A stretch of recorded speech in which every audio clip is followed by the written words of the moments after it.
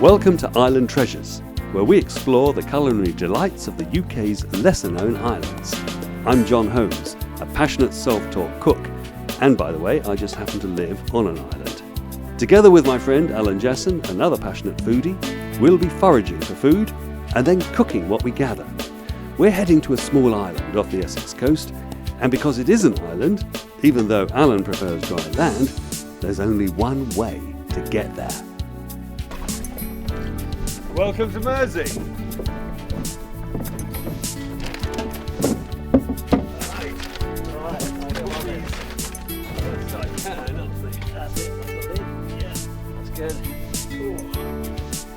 Well, I'm going to put you in the stern. Put there. You didn't bring any sea boots with you? No, but this all goes very well. Oh! Sit down. Yeah. Lovely. There you go. Well, that was nearly the end of it before we started. Right, well, we've got the tide with us. Excellent. So, now, if you put your feet between my legs, right, and then the next one. We are attempting to go to a little island called Ray Island. You can walk to it at low tide, otherwise you have to use a boat. And that's what we're going to do. In my trusty yacht, Otto, we're going to pick our way through the shallows and more near the island. As we're now on Otto, and we made an early start, I've decided to cook the film crew a bit of breakfast. I'm giving them a favour.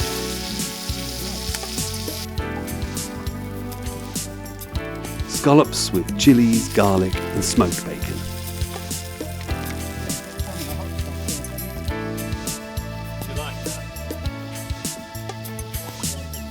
It seems to go down well.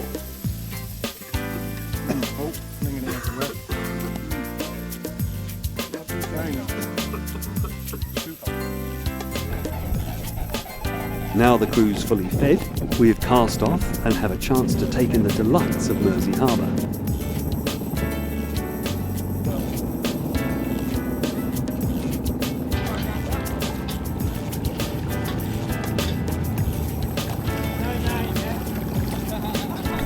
As Otto can only get so far, we've moored near Ray Island and have got back in the dinghy for the final leg of the voyage.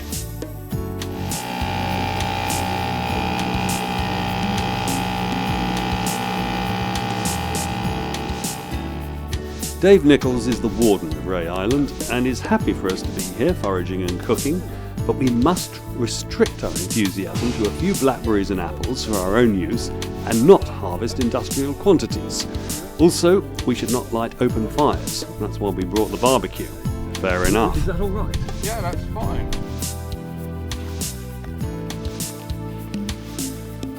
And we couldn't feature Mersea Island without trying some of their oysters.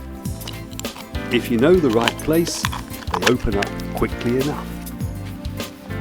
Lovely.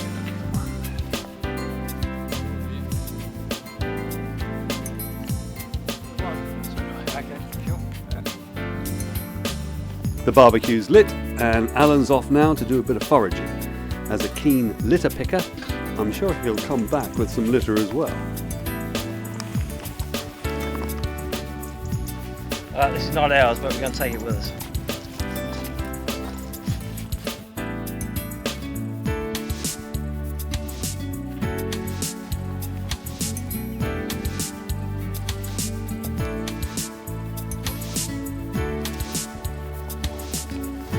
Yeah, it's a bit late in the season, but we've still got a few for the pot.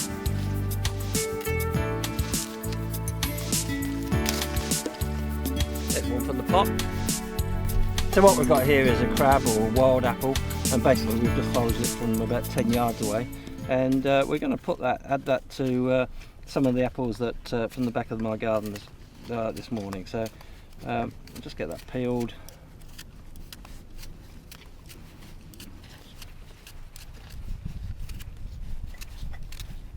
That's close enough, you get the idea. Chop that, and there you go, look, free food. Beautiful. So now I've got some ground almonds, and basically they're going to go in to the apples. I'll shake those around, and basically what that's going to do is going to help the apples hold the shape during cooking, and also give it a nice little nutty flavour. So what we'll do is I think we'll go for 2 crumbles, because we've got a whole crew to feed, you know. And then, so a bit of apple in both. Excuse fingers. They won't mind. And we've got some, we found some blackberries today, but we're a bit late in the season, to be in all honesty. So these are some that we foraged early on in the year. Put them in the freezer, just like that. And they freeze very well. No need to prepare them or anything, just so you can freeze them straight off the bush. And then make a beautiful blackberry and apple crumble. A handful of walnuts will go a very long way. Just adds a bit of crunch, and again, a bit of nutty flavour. It's already looking quite good. Make sure we take a litter with us. Some of the best honey you'll ever find. Hard to locate. Grown on the island. Oh, very fine chap. And there we go, a bit of honey. Oh. And that is that. How good is that? Oh, beautiful. You know, we could go for a squeeze of lemon here too. Why not?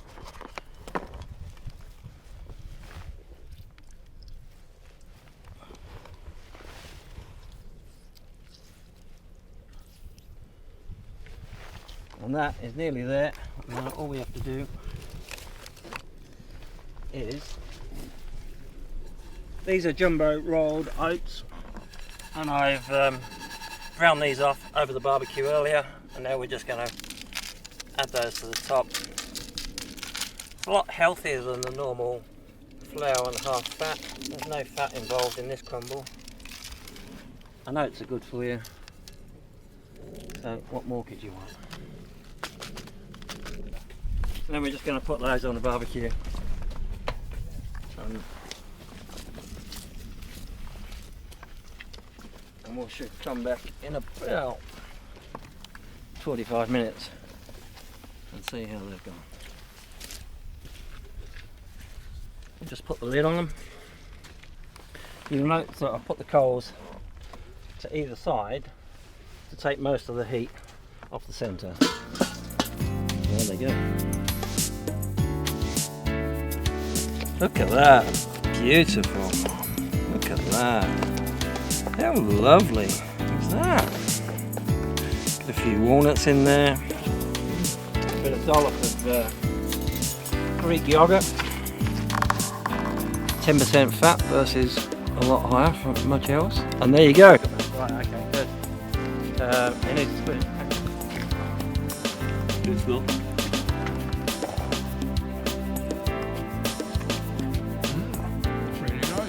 What about me? There you go, you've earned it. Marvellous, thank you very much. We bid Dave Nichols, the warden, farewell, Thank you, David. because time and tide waits for no man. Apple and blackberry crumble and oysters. What could be better? Not a lot.